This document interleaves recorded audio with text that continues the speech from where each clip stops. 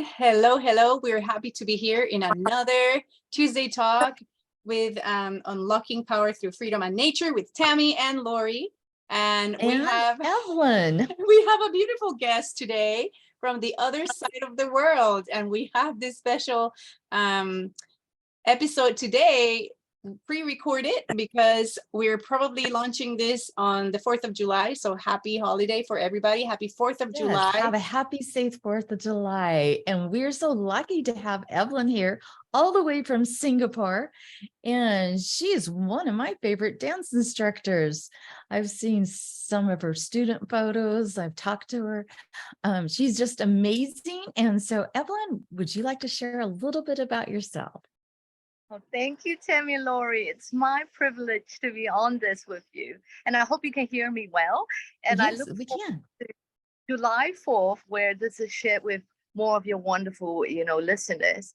So I run a wellness, a dance and wellness programs in Singapore for partner schools in Singapore. And it's been just a beautiful journey working with, I would say, a very diverse group of, in fact, up to perhaps almost 20 nationalities for Wow. even though we're in Singapore. And I get to work with corporate women too. And so it's been very fruitful and a great learning journey for me to support them in terms of dance and movement and how maintaining wellness is integral to supporting them further in their body systems. Tell us Oh, more. I know, so I've seen you with a lot of children in the pictures you post on social media. So then you work with from children to corporate age Oh, women. yes, absolutely. I'm glad that you asked this question, Lori. Some business friends, they were quite, they didn't realize that I actually, they thought I was just a dance teacher working with little kids, because quite often for social media, we have quite a number of absolutely adorable pictures shared by parents to me. So they're more than happy for me to share with, other people wanting to share the joy of their kids dancing, dressing up and performing. So I actually work with kids. Well, in the past, I started with kids right from 3 years old up to my youngest client will be about 73 years old. wow. And so it's a How quite wonderful.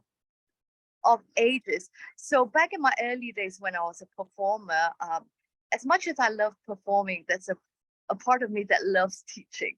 So I try to balance it out by teaching the adults who come to me and who seek for, to get better form and shape and stamina. So I was actually working a lot with the corporate companies in Singapore, the banks, and some clients. In fact, there are doctors and scientists that comes in, and some from the embassies that come in for programs to recharge themselves.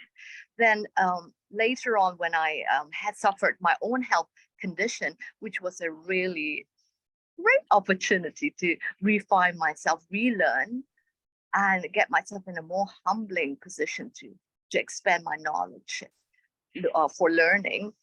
Uh, I started learning from the kids again. So I thought it would be quite interesting to relearn from baby steps from the little ones. So I immersed a lot with the little ones, and it just seemed that the little ones kept coming in crowds to me. So that was how people seem to know me more for the kids these days. But then on the corporate side, there is that wellness for ladies. That Well, is so it's obvious fascinating. of your passion you have for the kids and for your dancing. So tell us more about your passion. Well, my number one passion is really to share love for each of my clients through my work. So, like in the company, the Graceful Swan, a lot of people thought it was just related to ballet because it's a swan, but the gracefulness, it was more of a deeper nuances for me, uh, to help everyone, every single child, the little kid would turn out to be a refined woman as they grow through their own learning journey. So that gracefulness is not just in the movement, but in their thoughts, their manners, their mindset, the way to communicate with their siblings, or even their peers. It's such an important thing to me because I see it a lot. And probably, I guess I found that in most mainstream dance classes, kids are just being magnificent in their techniques, but in terms of a lot of qualities about their values, how they respect their elders or speak to their teachers or family members, it's a complete whole new game with kids these days. So I felt there was a deeper purpose when I started my company. I said, you know what, I can come all the choreography and concert, but that's a little boring for me. Then when I first started my company, I said, I want to go a bit deeper with the kids, help them to increase their confidence in the sense that, you know, even when they leave the dance class, they take it to school. When the values that they learn to be more respectful to their parents at home, the way they speak, the moment they come in, the way they stand, everything, every little bits and pieces. I like to kind of package it to give them that whole value, to get them a bit more, I would say, holistically, more well-grounded and comprehensive person. Where did this come love that. from? Where, We need more teachers like that. right? I love that. Where did it come from? Like, did you have a special caretaker, like a grandparent or a mother that was super loving, and you kind of adapted and adopted this same desire for your clients and the people you work with? It's a very good question, Lori. It just reminded my college friends used to say I'm like a mom. I think there's a lot of influence on great women in my family. My grandma and my mom, they're very loving. They're very compassionate, loving people. They're always trying to help people. They often put people first. And when I talk, I feel so much love for them because they're such great examples. Every single woman, I think, around me, they have influenced me. So in terms of one specific person, I can't say so, but it's the overall women that I learned from that have kind of supported me and influenced me to be who I am. And also, I think not really think it boils down back to, you know, all the refining moments of our stumbling blocks, our experiences of pains and obstacles that humbles us and help us to go in. So like how I said back in those days when I was a performer, I felt most performers, I can't say for everyone, most performers love to be on stage to show the world what they're good at. Then I think at that point I felt like something was not quite there because I don't think I was serving the highest purpose yet. So I kept searching within myself during those challenges, you know, whether it's family, work, personal life, different things that came at the same time. I would say the pandemic was considered for many people, it was a very painful, tough time. But I would say the pandemic was not as tough compared to those arduous times I had to refine myself and humble myself. So I think those learning moments kind of shaped me and helped me to develop that sense that when I create whatever program that I want something that it's really personalized to the person's need. To every kid, even though whether it's a dance program for the kids or the adult wellness, I want it to effectively impact them in a way that could support them, to feel the love that, you know, they feel good about themselves. Oh, you definitely do that. So, because I know every time we text each other, message each other, you always lift me up. You're always encouraging and inspiring, and I just can see your love shine through your eyes for what you do, and that's what's so incredible. And it's that passion to help children, and you know, and adults. You help everybody, and it's like we need more examples like that in our world that show that kindness. And it kind of reminds me when my grandson was taking Taekwondo, where they had to show respect. They had to make sure they got their homework done and their chores in order to even get about, it wasn't always about doing all this, the Wow. sportsman, the Taekwondo stuff itself, but it was about learning to respect. And I think every child should have an instructor like you or go through like a Taekwondo class or something like that. So they learn this respect, because that's what's missing in our world today Mhm. is most kids don't have that respect for adults or their parents, and Or it's each really other. sad. Yeah, or each other. I love that, Tammy, and I agree with you. So here's the thing, Evelyn. What I love, and it's fascinating, is the fact that adversity, instead of turning you into bitter, it turns you into a better person. Is what I'm saying, that saying, right? That goes like, adversity can turn us, either bitter or better. And with better, what I mean is like more compassionate, more understanding, more loving. And for you to say that the Graceful Swan is about your clients or the children's or the corporate ladies, right? About thoughts and manners and mindset, and about you sharing love with them, is just the whole package, So Exactly. that is beautiful. So thank you. Yep. And so what's your favorite quote? You said that there's a quote that you really like. Oh I'm yes, so ready to learn. it's a quote that has been on my phone probably for 10 years. It's by Helen Keller. Um, the most beautiful thing, you ladies probably would know, the most beautiful things in the world cannot be seen or even touched, but must be felt within the heart.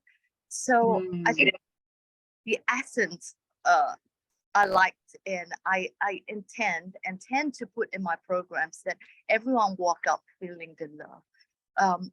Whether it's from me or from the teachers that we have in the programs, that they feel love, that they know they have the support, that no matter what happens, there's somebody to turn to confide to. It doesn't have to be related to dance or something. It could be something with a family or anything that's going on, that they know they're not alone. And Laurie, that is so important to me, because I think over the years, as we worked with kids and teens that are having so much challenges because of the worldly social problems, they get influenced and impacted, so much bullying, so much depression, that you see so much hurt and pain in them, and sometimes they inflict on themselves. And it hurt me when I'm thinking of them hurting themselves, where they don't see the love that parents have for them. And sorry, when I think of these kids, I think of their parents feeling so much pain, because their parents are in pain. That's why they don't realize that the problems are actually impacting the kids, and the kids do not know how to express it. It's okay if the kid is shouting and all, but they need an adult that's not their parent to be an example, to be a strength, to be firm, unwavering in love for them, so that they feel there's hope in their life, no matter where they come from, and that they could go forth in their life. So I think that is something that's so important to me, that Right. I share in my programs. And for them to at least feel like you're a safe haven for them, right? Absolutely. Yeah. That whether they're in school, whether when out with my partner programs, they're in school, when they step in, it's a safe space for them to express themselves. Yeah. Yeah. So I have a question for you. So how do you choose your instructors, that are working for you? Oh, thank you. There are a few qualities. It's quite interesting when you ask that, Tammy. The teachers that came to me are often, I would almost like to say, the law of attraction. Magnetic. Yeah. It's sometimes quite often I didn't have to search for them. It was by word of mouth that it came to me in the past few years. Of course, they had the great qualifications of in terms of education. And what I often like with my teachers, they are actually very versatile. They are continuous learners. So they're not just qualify in just ballet or certain dance genres.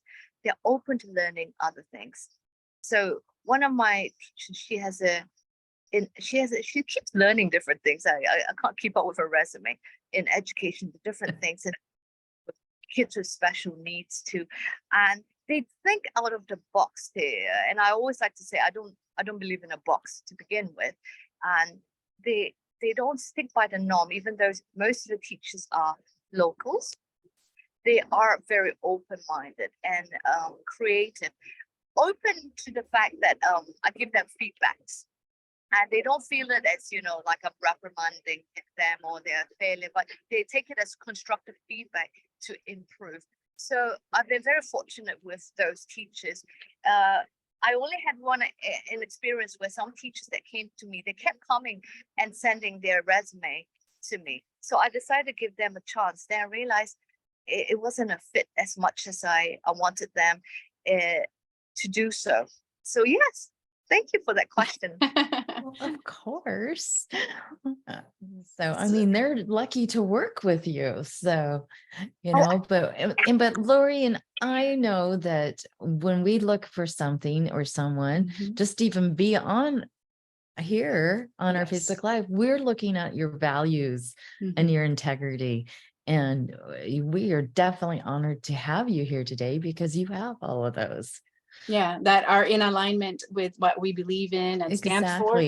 I mean, there's a reason why, we feel blessed to know you. I mean, you're a good friend. So, and to run your program, I'm sure that's super important for you to make sure that the people, it's kind of like you're wanting to duplicate yourself and what you want to offer and deliver. So that is crucial. So, Evelyn, we're all about freedom and nature. And I think, first of all, living your truth, because when adversity happened or whenever it was that you felt the call to not only perform, but also to teach, that is beautiful. And that's freedom in a way because you're living your truth. So how do you find like nature and movement is a good combination, or how is it that they combine? Nature and movement, in fact, I'm going to turn my phone a little just for you to look at the trees, but not me. Just when we keep still, or anyone, because everywhere there's nature, it doesn't have to be massive. So for example, I'm just sitting here, and just a while ago before I came on the call, I was just listening to the rustling of the leaves, and just listening to that for anyone. You can feel a moment of serenity and calmness when we just hear that nature. And in terms of movement, every part of our body, when we stiffen up, we feel more stress. And quite often, we're in an urban city like Singapore, and things are going twice as fast.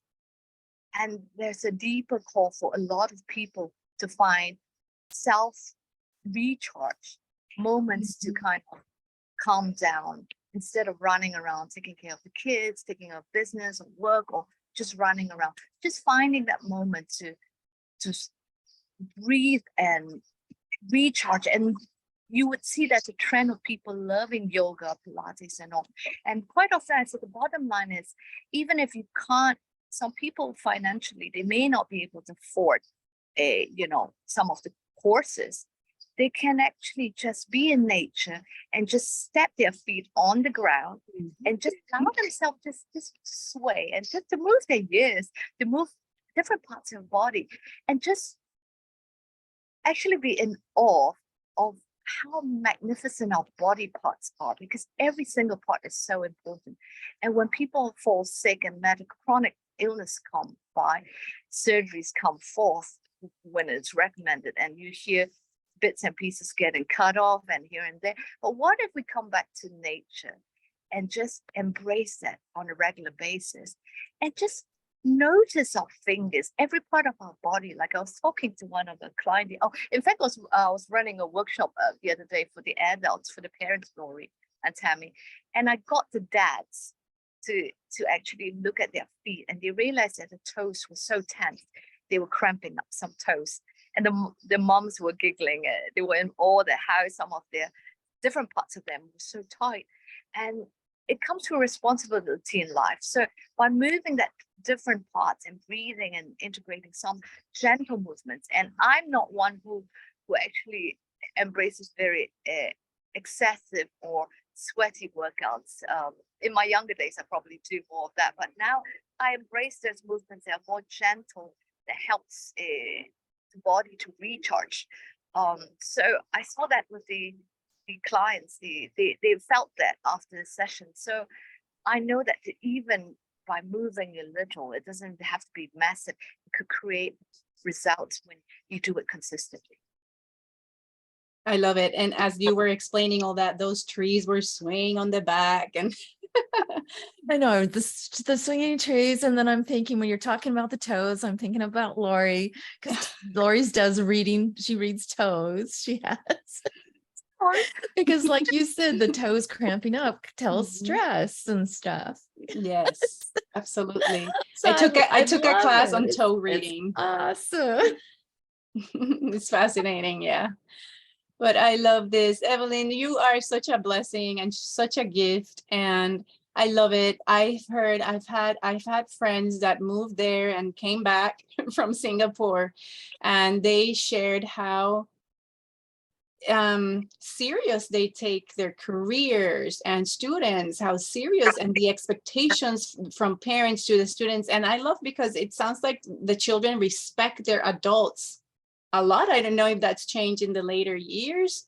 But then to have you as an oasis, to have your programs there, to, or even like for you to recognize and acknowledge that if people cannot pay XYZ program, at least they take time to ground themselves and to reset, right, and recharge. That is so important, so important. So, and I'm glad your program helps the people accomplish that as well, with your love and your mentorship. Yeah. So do you have any last tip or anything you would like to say before we close out here? I'll get both of you ladies to check out your toes tonight, and the listeners.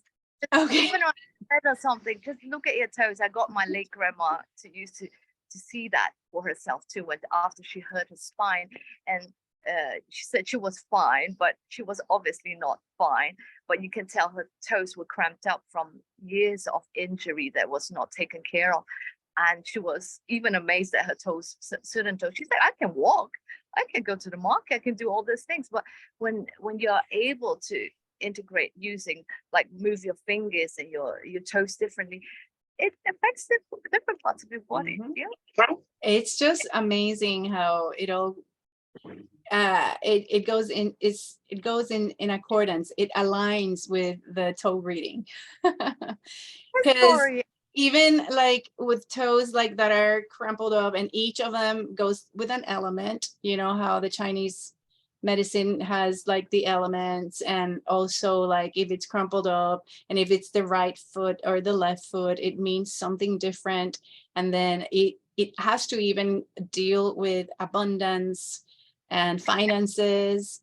And what you're saying also speaks truth about pain levels and movement, etc. So wow, it's just great. We're going to have to do another show with you two about toes. Another interview. Very good. People That's sometimes funny, but yeah, movement is so important. I mean, I make sure I move every single day. So, and your thing is gardening, right? Yeah, so whether it's gardening and walking, I mean, I'm always doing something or something with art. I mean, but like you said, just sitting there listening to the rustle of the trees is so nice. Or like today I was out watering and I'm watching the little chipmunk, run around the grapevines and stuff. So, it's always fun watching that stuff. I'd love to see a chipmunk here. Well, you have to come visit me. You have a place to stay. Yes. In fact, earlier I was using one of my essential oils, Idaho Blue Spruce, and I was thinking of dear Tammy and Lori. I was like, you guys have the benefits of being exposed to more nature. We have nature here, but definitely not as expansive as you guys. So really we take moments to appreciate whatever nature that we have. That I think that, you know, And I love it. I Exactly. love Well, it my that grandson walked down to my chicken coop the other day, or I guess it's been a week, and he's like, "Grandma, it is like Disney down at your chicken coop because it wasn't just the chickens. There was the chipmunks, there was the turkeys, there's the robins, there's a deer." Tammy, when are you going to have an interview like Evelyn outside? You need I to know set I up need your to, life. right? Show us your homestead. Show us your beautiful gardens. So We'll have to do one. I just love it, Evelyn. I just love the fact that you chose to be outside, enjoying the breeze and enjoying nature. And we really appreciate you coming here, taking some of your time of your day to share your beauty, your love with all of us. I love that beautiful, delicate.